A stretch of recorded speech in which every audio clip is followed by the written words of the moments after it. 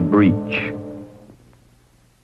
I ask that the Congress declare that since the unprovoked and dastardly attack by Japan on Sunday, December 7th, 1941, a state of war has existed.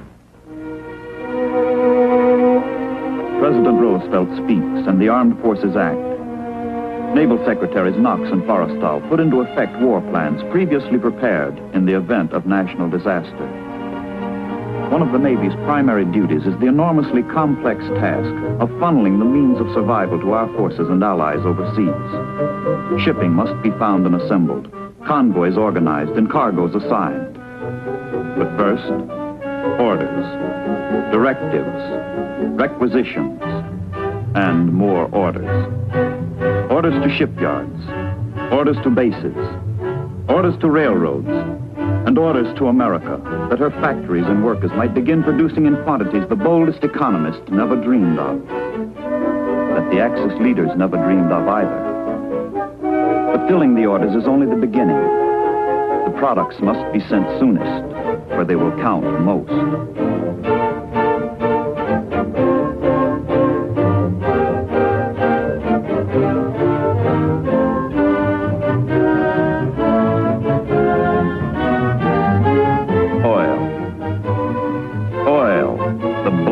Of the machine age is democracy's greatest material asset. Without it, she is defenseless. Without it, defeat is certain. From a port in the Gulf of Mexico, a tanker sets out on her long voyage to England. But first she heads for New York, traveling along well-defined coastal convoy routes made necessary by daring German submarines now operating off the very shores of the United States.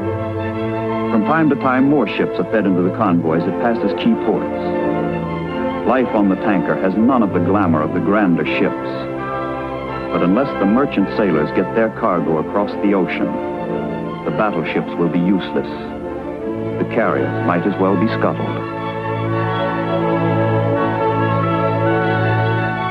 She's a dowdy old girl, the tanker, but she's the queen of the convoys. Coastal convoys are organized into an interlocking system that operates like a railroad network. Ships are shuttled back and forth under maximum protection of local escort vessels and air cover from strategically located land bases. Navy PBYs roam the air in predetermined patterns in the convoy areas, ready to warn the ships or attack the U-boats. But the wary subs are seldom sighted. Far more often, what the PBYs spot is the work of the unseen enemy.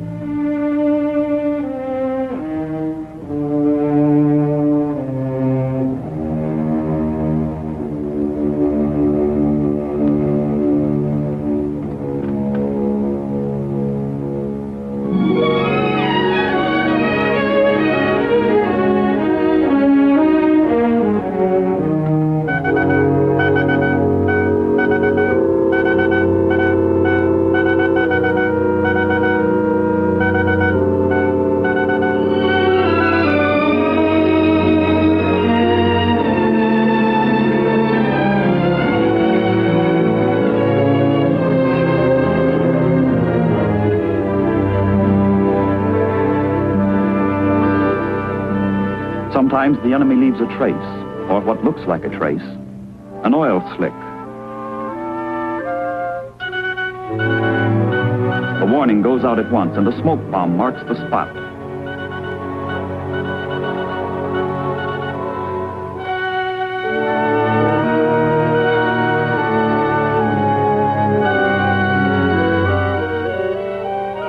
An escort picks up the PBY's alert. General quarters sound. Search for the enemy is on.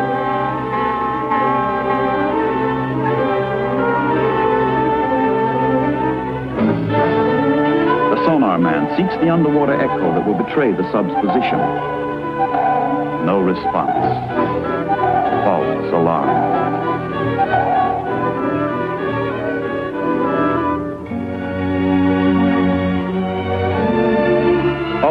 coast, cities keep their peacetime lights glowing until they learn how this benefits the enemy. The lights are beacons for the lurking U-boats. Offshore, enemy eyes are patiently peeled, waiting for a silhouette, a target.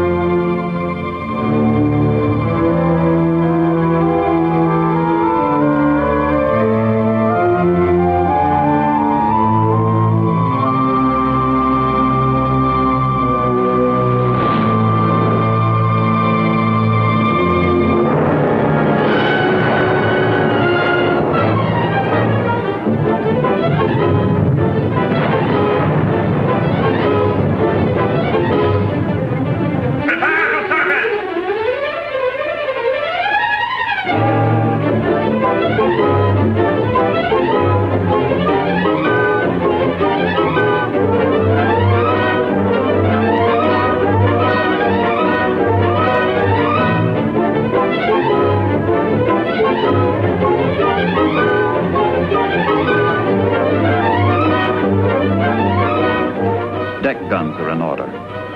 So bold have the Germans become, they dare to fight openly on the surface, a few miles off Main Street, USA.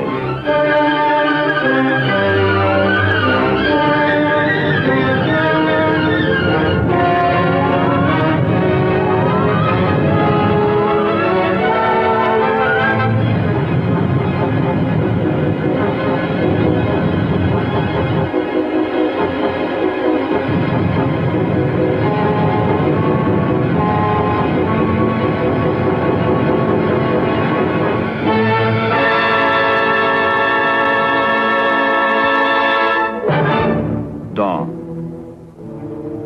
The survivors have gone. The killers have fled. A few random traces in the indifferent sea show a convoy has passed. A submarine has struck.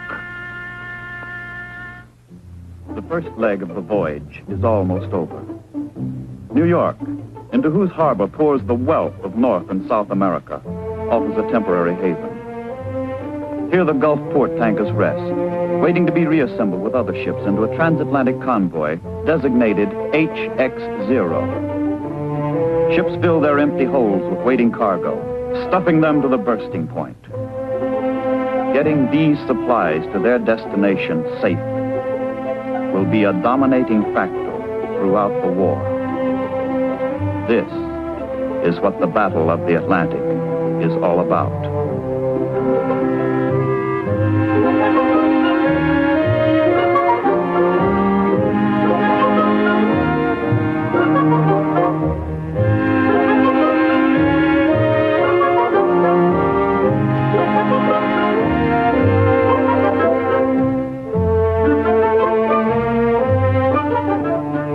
The operation of a convoy requires organization, seamanship, and a knowledge of the enemy. Merchant captains and escort commanders get last-minute instructions from the convoy commodore and intelligence officers. Some of these men will not live through the ordeal ahead. For all of them, it's only a step or two from the conference table into battle. A battle that will begin as soon as their ships put to sea.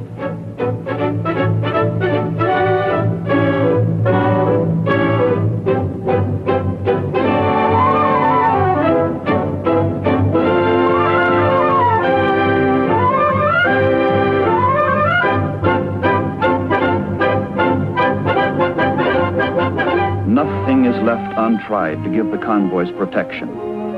From their Lakehurst, New Jersey base, the Navy's lighter-than-air ships cover the convoys it puts to sea.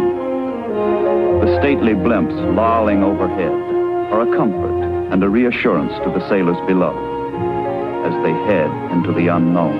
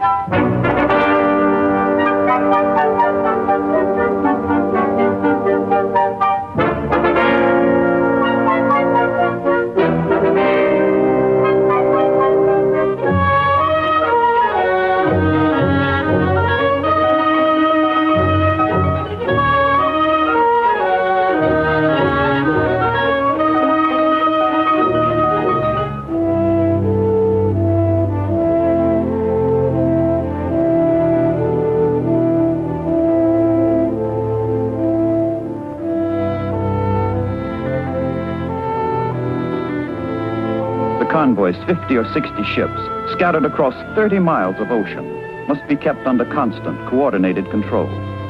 The course zigzags to baffle submarines, and precise navigation keeps all ships moving in unison, according to a prearranged timetable and pattern.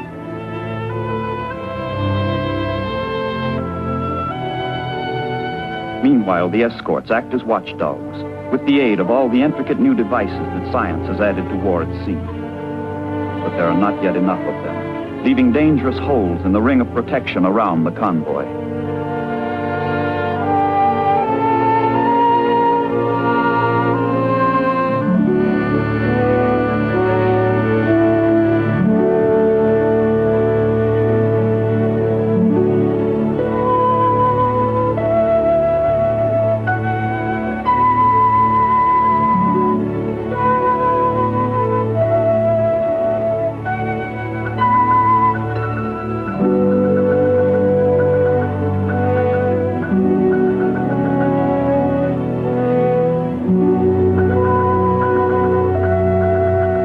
Each captain is responsible for maintaining his ship's proper speed and position. The strain of maintaining station never ceases. The ship that straggles behind is doomed. But for the sailors off duty, shipboard life takes a deceptively normal course until it is their turn to go on watch again.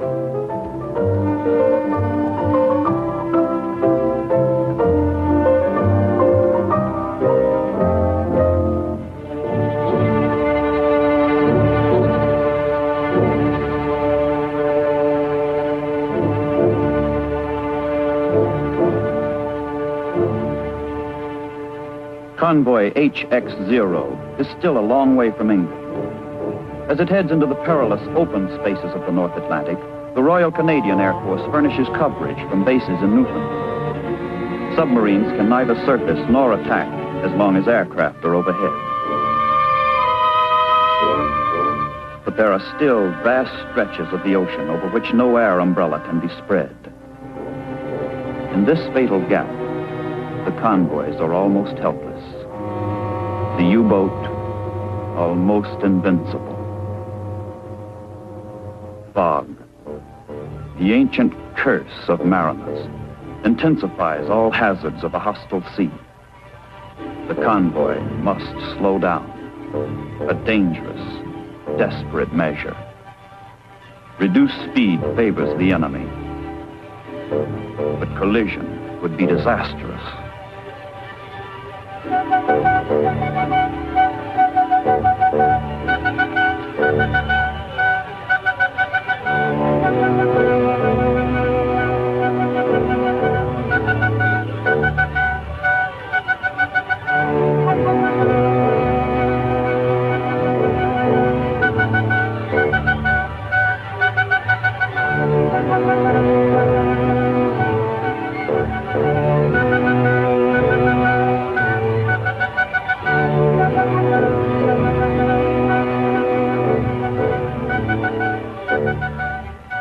The men in the convoy, nerves raw and weary to the point of exhaustion, strain their eyes, their brains, their faith, but to no avail.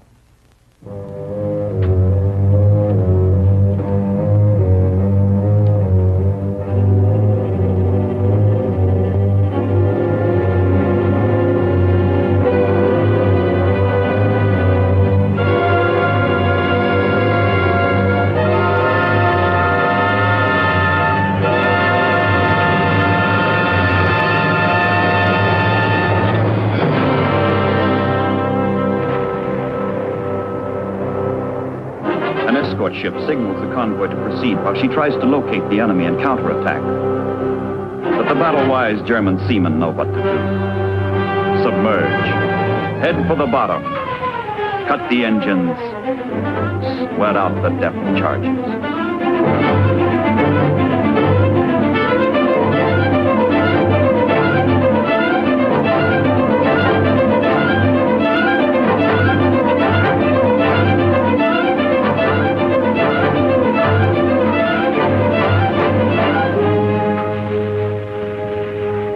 Tactics work. The escort loses contact and gives up. The German is safe. Safe to kill again. The submarine's eyes and ears have no difficulty in locating a hapless straggler that lost its convoy station in the fog. Surface. Why waste the torpedo?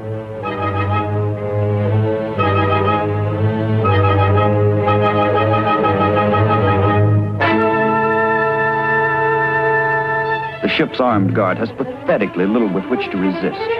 But they fight back with all they have. Ship to sub, gun to gun.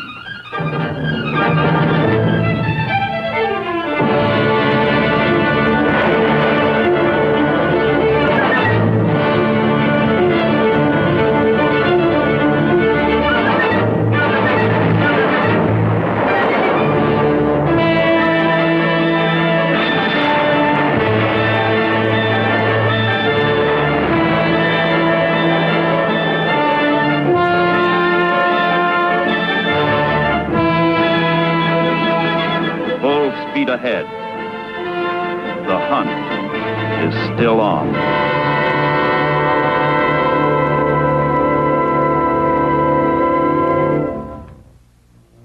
The wounded convoy shuffles along its agonizing course. Tired lookouts and signalmen help pull the convoy together. And as the ships head into more northerly latitudes, the weather will become worse, rendering detection gear less effective as the sea takes over.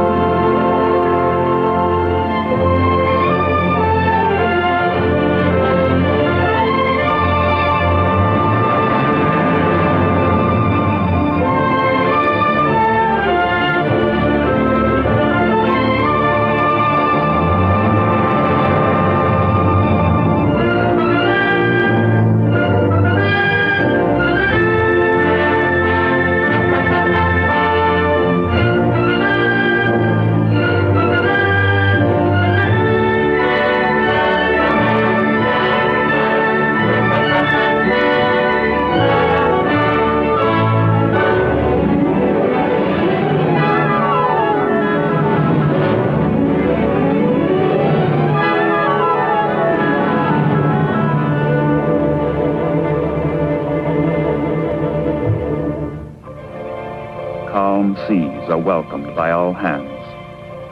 Seasick sailors can hold up their heads. Those sore from the buffeting can relax. Everyone can dry out. All hands eat hot food again. Clear skies bring relief, and the men tend to forget the enemy. But their captains know this is folly. There is no safety in these waters. True, the convoy is closer to England, but it's also closer to German air bases. Now the enemy is over the ocean as well as under it. Scouting planes are constantly searching for Allied convoys, eager to spot one and radio its position, course, and speed back to base.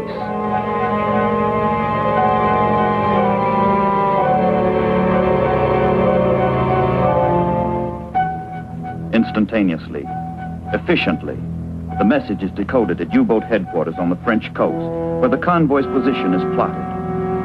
Admiral Dönitz, master of the Nazi submarines, devises plans for a major attack by U-boats in the area.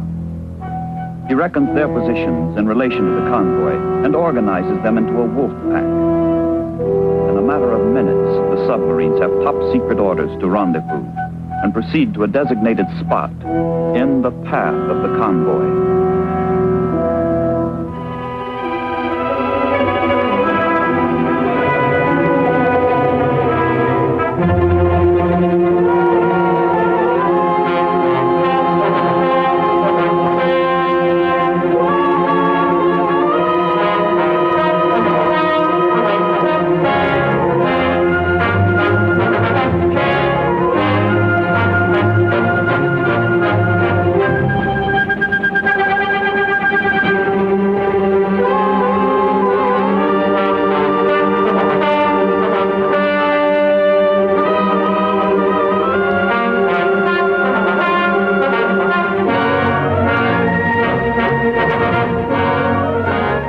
of the pack scans the horizon for the convoy. Interception is perfect. Prepare to submerge!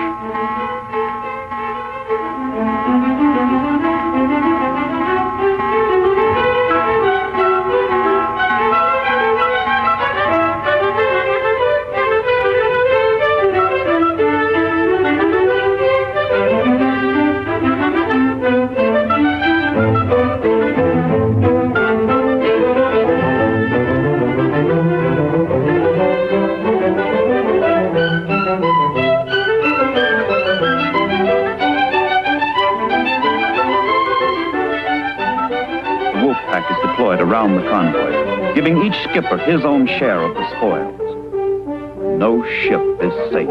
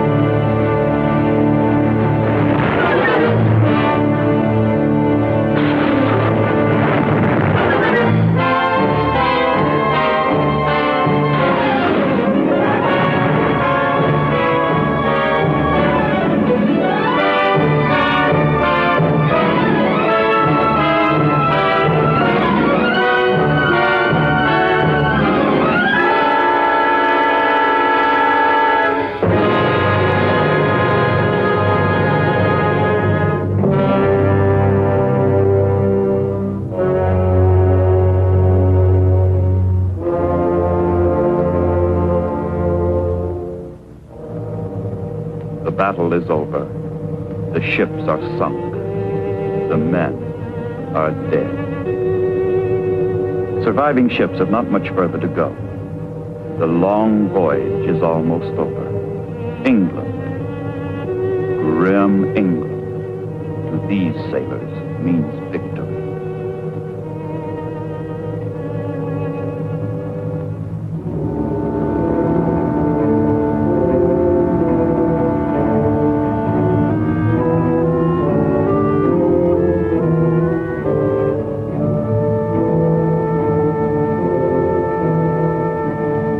Victory in the Battle of the Atlantic. The men, some of them. The ships, some of them. The supplies, some of them get through. Get through to bring final victory a little nearer.